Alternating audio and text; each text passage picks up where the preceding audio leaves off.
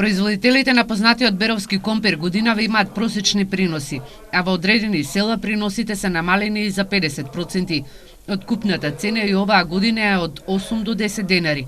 Малешевци велат дека и покрај ниската цена, од која очекуваат минимална заработка, сепак на почетокот на откупот нема кој да им го откупи произведеното.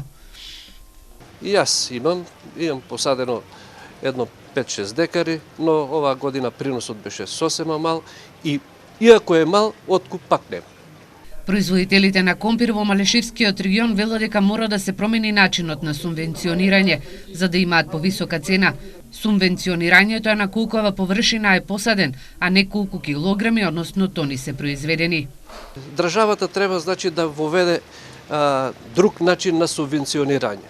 Не да биде субвенционирање по засеяна површина, односно засадена површина, туку да биде субвенционирање по килограм произведена роба, а не како до сега. Затоа што многу од луѓето ќе посадат, например, 20 декари компир, за 10 декари имаат услови да го сработат како што треба, другото е само заради субвенциите.